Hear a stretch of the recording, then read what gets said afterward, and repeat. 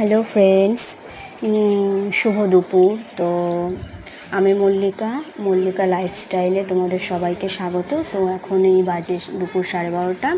তো আমি তোমাদেরকে একটা রেসিপি দেখাবো। তো তোমরা রেসিপিটা দেখো। রেসিপি বলতে কি একটা ছোট্ট একটা রেসিপি, মানে হচ্ছে রেসিপিটার নাম হচ্ছে ঘাটকোল বাটা। তোমরা অনেকেই খেয়েছো, টেস্ট করেছো, আমার তো খুব ভালো লাগে। তো তোমরা একটু টেস্ট করো, যারা করোনি তারা একবার দেখে ট্রাই করো। খুব সুন্দর খেতে, আমার তো খুব ভালো লাগে। গরম ভাতের সাথে খেতে দুর্দান্ত লাগে বন্ধুরা। যখন মুখে এমনি কিছু ভালো লাগে না, তখন এইসব জিনিস দিয়ে খেলে ভালোই লাগে। দেখো এই যে এখানে নিয়ে নিয়েছি ঘাটকোল পাতা, তারপরে কাঁচা লঙ্কা, কাঁচা পাকা লঙ্কা, তারপরে নিচে আছে রসুন। তো এটা আমি মিক্সিতে গ্রাইন্ড করে নেব। তো এই দেখো এখানে মিক্সিতে গ্রাইন্ড করে নিয়েছি।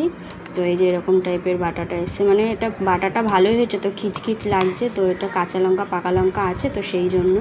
তো এটা আবার আমি তেলের উপর দেবো। দেখো এখানে দিয়ে দিয়েছি সর্ষের তেল, আর দিয়ে দিয়েছি 2টো শুকনো লঙ্কা ফোড়নে। অনেকে কালো জিরে দেয়, কালো জিরেটা অপশনাল, দিতেও পারো নাও দিতে পারো তোমরা চাইলে। আমি দিইনি, ছিল না তাই দিইনি। তো শুধু শুকনো লঙ্কায় ফোড়ন দিয়েছি। তো তার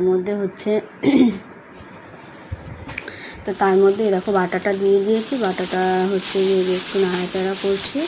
তো বাটাটা এই যে দেখো এরকমটা হবে। তো তার মধ্যে দিয়ে দেবো স্বাদ মতো তোমার নুন ছড়িয়ে দেবো। তো এর মধ্যে এই দেখো নুন দিয়েছি, এখানটা স্বাদ মতো নুন। তারপরে দিয়ে একটু নাড়াচাড়া করছিলাম। খুব অল্প ফ্লেমেই নাড়াচাড়া করতে হবে, মানে ওটা আস্তে আস্তে নাড়তে হবে, যাতে এরকম দেখো শুকিয়ে আসবে। এদের সুন্দর ওটা শুকিয়ে গেছে, দেখেছো কেমন হয়ে গেছে, এরকম সুন্দর শুকিয়ে আসবে। তো তারপর শুকিয়ে যাবে, এরকম শুকিয়ে গেলে এই যে একটু তুলে নেব। তুলে নিয়ে এরপরে আবার একটু সর্ষের তেল ওর ওপরে গিয়ে তোমার এই যে ছড়িয়ে দেবো। দেখো সর্ষের তেলটা দিলে আরও কত সুন্দর লাগছে বাটাটা দেখতে। তো খেতে অসাধারণ হয় বন্ধুরা।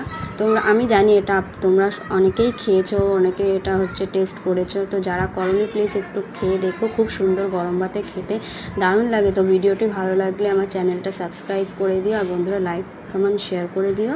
তো টাটা, ভালো লাগলে লাইক করো।